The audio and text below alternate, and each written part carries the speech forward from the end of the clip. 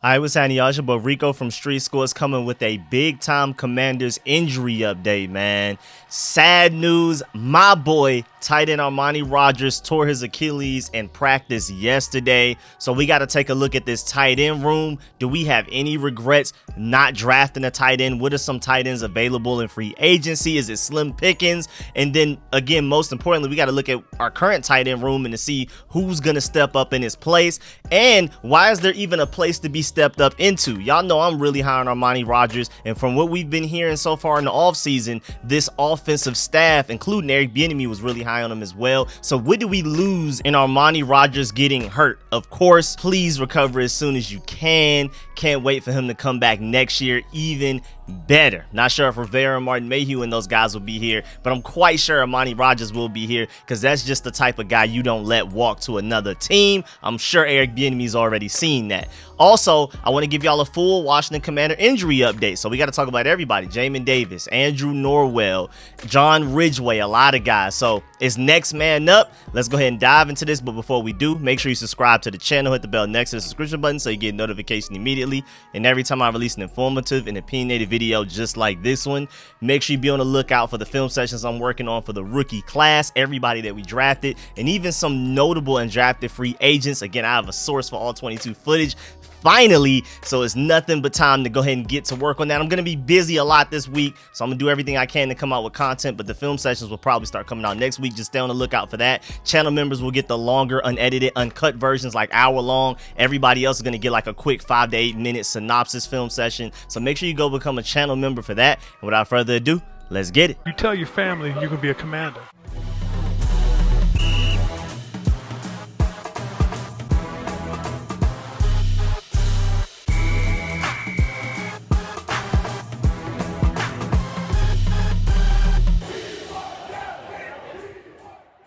All right, so I woke up to the news from Ian Rappaport. Commanders tight end Armani Rogers did, in fact, tear his Achilles yesterday, source said following his MRI. So he's already had an MRI and everything. He plans to have surgery next week from expert Dr. Robert Anderson and should make a full recovery, but he's out indefinitely, and I'm expecting him to not play any in 2023.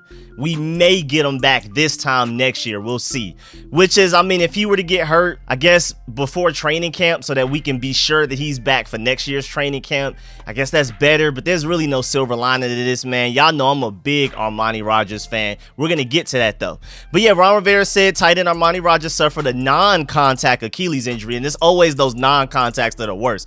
That is what happened to Chase Young with his ACL injury, non-contact, and those are always like people are just running or walking or jogging, and out of nowhere something really bad happens. Those are the worst. Those are usually the ones where people are out for a year or longer, and that looks like it's the case for Armani Rogers. Now, they said he'll be examined again next week, and they'll try to see a timetable for his return, but it looks like an out for season type of thing. That's just how Achilles injuries go. Now, John Com tweeted, big blow for the Commanders. Tight end Armani Rogers suffered a non-contact Achilles injury happened while running. Quote, it's unfortunate, Ron Rivera said. The young man progressed well for us last year. We feel confident in the group of tight ends, unquote, which is really interesting. So they're basically saying even without Armani Rogers, they really like this tight end group. And honestly, I kind of beg to differ. It was already a little shaky. I mean, the floor has not been good. It's not been ideal. The floor of the tight end group is very untrustworthy. But at the very least, with Armani Rogers in the picture, you can argue that the ceiling of this tight end group is actually pretty spectacular. But without him there, who has the highest ceiling out of any player in our tight end group, it's looking a little shaky. We already don't have the floor. Now we're looking at what ceiling do we even have potentially. So I don't know. Ron Rivera remains confident in this tight end room. And granted, Armani Rogers is an undrafted free agent from 2023.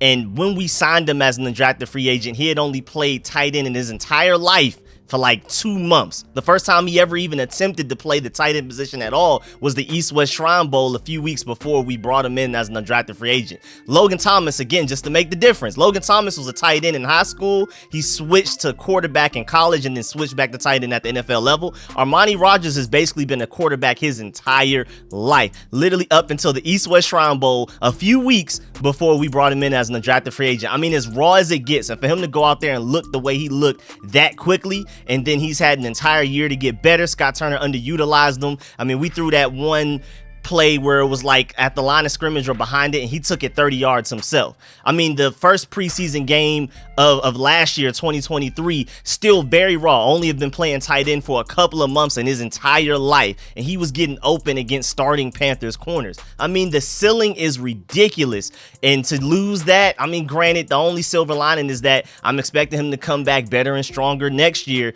and it's just another secret weapon. I saw him as our secret weapon for 2023, but now he's our secret weapon for 2024. And with him, you know, being forced to sit down, watch tape, maybe go over some nuanced things and fundamentals and things like that, I feel like he'll come back a little bit more polished than he was this upcoming season that he was about to be. But at the end of the day, you improve the best and the quickest by being out there on the field and doing it. But I'm pretty sure with this injury, he's going to sit down, watch a lot of tape, and do what he can to get better while sitting down, basically, and recovering. We'll see.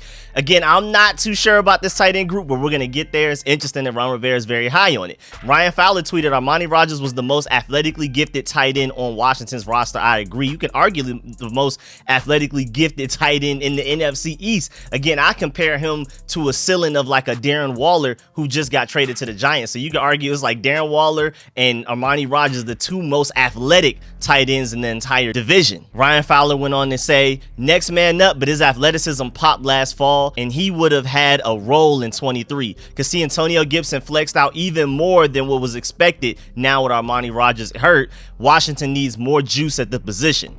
And I could definitely see that. I agree there. I think Armani Rogers was going to be a larger part of the offense than a lot of people probably thought. Eric Bieniemy has already spoken about him and said that he's seeing some things from him. A lot of the offensive coaching staff, even Ron Rivera included, has been saying, hey man, this Armani Rogers kid looks like something. And so I'm definitely was expecting him to be a big part of this offense and to be featured way more than how Scott Turner used him. Again, Eric Bieniemy getting his hands on a guy like this, if there's any hope that he could recreate the magic he had with Travis Kelce, Armani Rogers, you can argue, is the only tight end on roster that has that sort of athleticism to be able to do that. Again, I don't really see him as a Travis Kelce. Even if he reaches his highest of highest ceilings, I don't even still see him as a Travis Kelce. I see him more of as a Darren Waller guy. But still, if anybody can get that greatness out of him, it's Eric Bieniemy. But now with him gone, with that level of athleticism gone off the roster, we got to replace it somehow. And then if we're looking at the remaining part of the roster, you look at the tight end group, there's nobody even close to Armani Rogers athleticism wise. You got to go all the way down to the running backs, Antonio Gibson, who is built like Brian Robinson, was 6'1", 230, 240 or something like that, and then runs a 4.3 something in the 40s out in the 40-yard dash. And Antonio Gibson is in a contract year, so this is the time for him to step up. I already thought Eric Bieniemy was going to get a lot more out of him than Scott Turner did, but now with Armani Rogers out for season, I'm definitely expecting Antonio Gibson to be a big part of this offense. I think Curtis Samuel is going to be utilized more as well, but I think Antonio Gibson, both of those guys on contract years though, this is the last year of their contracts. They're both 2024 unrestricted free agents, but I really feel like Antonio Gibson, they were already moving him to the permanent third down back role. He's basically taking over what J.D. McKissic did. I'm going to need him to improve in pass protection before I can fully trust him into that. But outside of that, I think his ceiling is even higher than what J.D. McKissic was giving us. Antonio Gibson is a different type of guy if used correctly. Again, like I've been saying, if Eric Bieniemy can get what he got out of Clyde Edwards-Helaire and Isaiah Pacheco, Antonio Gibson, if anything, should be even better than those guys because he's more of an athletic freak than both of those guys probably even combined. I don't think y'all understand what type of athletic freak Antonio Gibson is. They don't make these guys often. He is definitely a made-in-the-lab type of guy. We had Armani Rogers. He's gone. You can argue Antonio Gibson is the most athletic offensive player we currently have on the team at this point. And so I'm expecting a big role for him is basically my primary point that I'm trying to make as far as how we're going to replace Armani Rogers. It may not even necessarily be a tight end.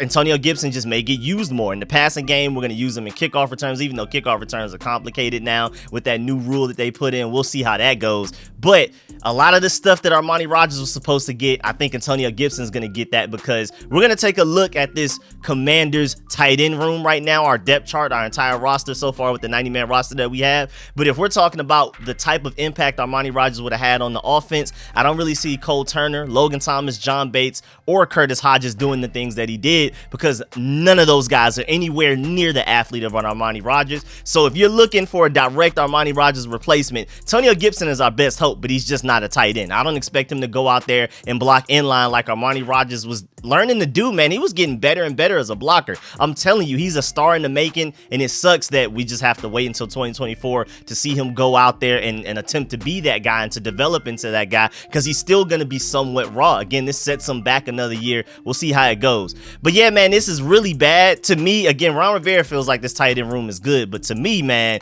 this tight end room already has some concerns, and it already felt like a need going into the draft. We didn't draft anybody, and now you lose Armani Rogers is even more of a need now than it was before. But again, Ron Rivera sitting here acting like everything is under control and the tight end group is as good as it needs to be. So you have Logan Thomas, who comes with a moderate floor and a moderate ceiling. Not much at all that he offers you there. If he's back to his 2021 self, then that's a higher floor than I'm thinking. And Ron Rivera and company said something to the extent of they started to see 2021 Logan Thomas towards the end of 2022, this previous season. I didn't exactly see it that way, but if he ends up being that, then great.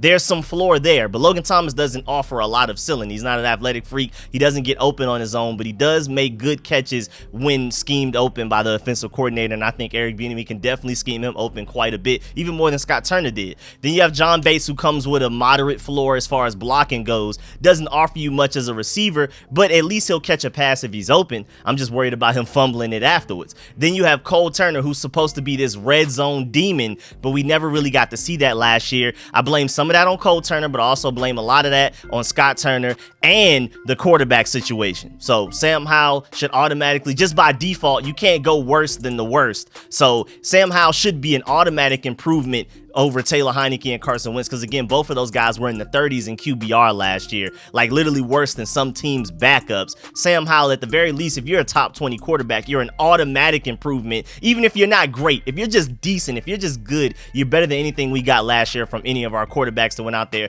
other than you against the Cowboys week 18, and even then he only completed 11 passes. But either way, Cole Turner's supposed to be this red zone demon. There's a lot of blame to go around, including on him, and we'll see if he can become that red zone demon. But from the 20-yard line to the 20-yard line, I don't expect him to be this explosive athletic freak monster. There's no other potential Travis Kelce level player on this roster other than Armani Rogers, in my opinion. Again, I'm not saying he's Travis Kelce, because like I said, even at his best, even the best that I think he can be, he's more of a Darren Waller than a Travis Kelce anyway. But if we're talking about a mismatch nightmare, the only guy really is that had potential, and I'm not even I wouldn't put my own money on Armani Rogers becoming that. I can just see that he has it in him. Is whether or not he can bring it out of himself, and Eric Bieniemy can bring it out of him, and Sam Howell can be good enough to allow him to do it.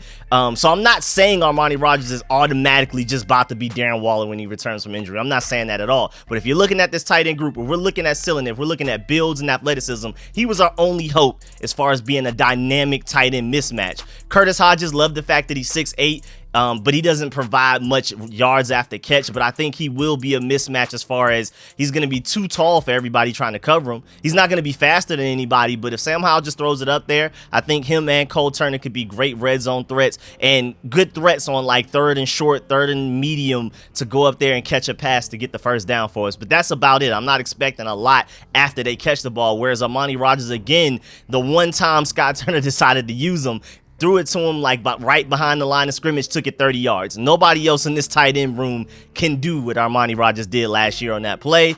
And so it does suck. And also Armani Rogers, if we want to talk about getting open against DBs and linebackers, he was the only guy on this team that had the potential to do that on his own. There's only a handful of tight ends in the NFL to get open on his own. Even George Kittle doesn't necessarily get open on his own. Kyle Shanahan schemes him open. Armani Rogers has that Darren Waller type of ceiling, and we've already seen flashes of it, to where he can get open just one-on-one man coverage.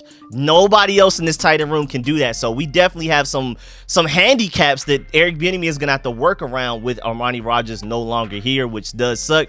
And again, like I said, man, we should have probably drafted somebody, even if it was in the 5th, 6th, or 7th round. The fact that we didn't bring in anybody and just assume that all of these guys will be healthy and this will work out. Even with Armani Rogers healthy, he's still raw. And again, I wouldn't put my own money on him becoming the next Darren Waller. I think he can be, but it's not like a certain thing. So we already had problems going into the season with the tight end group in a way, especially floor-wise. Love the ceiling. Very concerned about the floor. Now Armani Rogers is gone. It's even more concerning. So we should have drafted somebody at tight end in this past 2023 NFL draft anyway. And with Armani Rogers gone, it looks even worse now. So now you have like Cameron Braid out there. You have Mercedes Lewis, Adam Shaheen, Ryan Griffin, Kyle Rudolph, Steven Anderson, Anthony Fursker. You also have Richard Rodgers, so you lose Armani Rogers, bring in Richard Rodgers maybe, I guess. I mean, there's not a lot of great options. We had Eli Wolf out there who was already on the Commanders, and y'all know I'm a diehard Georgia Bulldog fan, but I'm going to tell you now, Eli Wolf at tight end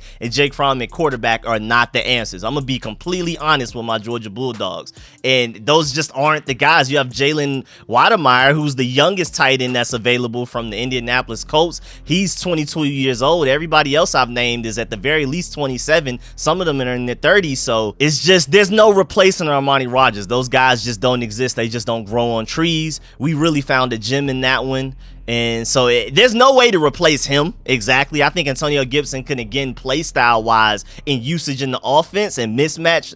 Like, he's just too fast for the linebackers, too big for the DBs. He's our best hope, kinda, but I don't expect Antonio Gibson to block in line like a tight end. So he will not be a direct replacement for Armani Rogers, but a lot of those screen plays, a lot of those get them out in space and just let them go to work, let them use their athleticism to make something happen.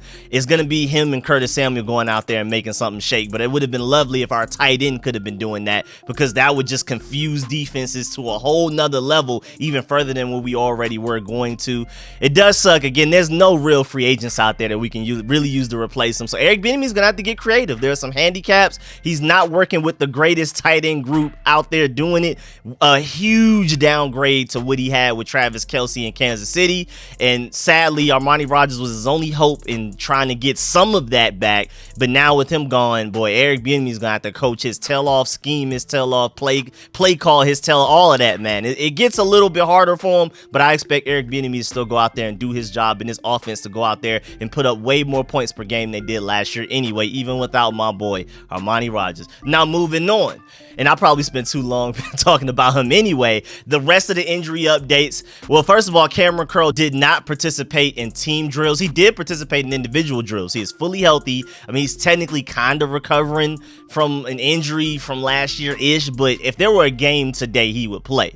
But he's basically just holding out for his next contract. It's kind of like Daron Payne last year, where it's not like a full-blown holdout. He's only holding out in voluntary stuff, and he'll do the individual stuff. He just won't go out there for the team stuff. So just go ahead and pay him, and we'll just keep this pushing. It won't even matter. But I doubt by the time we get to like training camp and things that are mandatory, like mandatory mini camp, he's gonna hold out. I don't think it's that serious. If he is, then we'll see. But I think it's more of like a Daron Payne more so than like a Terry McLaurin last year. I think he's just skipping out on team drills at voluntary stuff. Nothing big, but it would be nice to go ahead and pay him. He's basically just trying to keep himself healthy. Like, you're not about to put me out there to get hurt so you can nickel and dime me with this next contract. No, I need to make sure I'm fully healthy with these negotiations, and I'm not mad at him for it. And the fact that he's even out there is voluntary workouts. The fact that he even showed up and participated in individual drills while he's trying to go out here and get this big time money, I gotta salute him for that alone. So if anything, he's going above and beyond what he should even be doing anyway in a contract year like this when he's in negotiations. So Cameron Curl isn't participating in team drills, but it's not because of an injury. It's because of a contract situation. But injury-wise, Jamin Davis, he had a cleanup procedure on his knee earlier this offseason, so he's only participating in walkthroughs so far. We'll see how long it takes for him to recover. And then you have defensive tackle John Ridgway. He's not participating in OTAs. He suffered a pectoral injury in the last game of the last season, so he's still recovering from that, still in rehab, but he should be good to go by week 1, I'm assuming, but we'll see. And then guard Andrew Norwell is also rehabbing from an injury, and again, like I've already reported to y'all, the Commanders have only not released him because he's not fully healthy. They're waiting until he's healthy to release him so that we can get that cap space back. We already know that Nick Gates will probably end up being like your starting left guard, if Ricky Strongberg is good enough to be a starting center. Maybe Chris Paul, maybe Sadiq Charles steps up and starts a left guard. All I know is it's not Andrew Norwell. Again, they're waiting to release him after he fully recovers from his injury. So depending on how long that takes, maybe it'll be like a a post June 1st cut, I don't know. But his contract, the way it's set up, we don't even have to wait till June 1st to get a lot of the money back and to avoid a lot of dead cap. So we're literally just waiting for him to recover. But yeah, man, that's the end of this video. Please get in the comment section. Let me know how you feel about everything discussed in this video. Please leave a like on this video if you liked it, if you learned anything. As always, man, I appreciate all the support, man. Shouts out to all of my sponsors, especially my Pro Bowl sponsors whose name you see scrolling on the screen right now, man. I really appreciate y'all big time. Let me know how you feel about everything discussed in this video. Are you as high on Armani Rogers as I am? Are you as sad as I am to lose him? How do you feel about this tight end group? Do you feel like we need to do everything we can to even possibly trade for a tight end from another room because the free agent tight ends available are just that bad and our tight end group is in bad shape? Or do you think Eric Bieniemy can just coach around it and make it work because he's just that level of a genius? Also, let me know how you feel about all of the other injuries and Cameron Curl kind of holding out, but it's not a real holdout. Again, it's like a Deron Payne level holdout to where when things become mandatory, he's 100% in. We don't have to really worry about it, at least with his seems like so far. But yeah, man, let me know about all of that and I'm gonna catch y'all later. I'm out.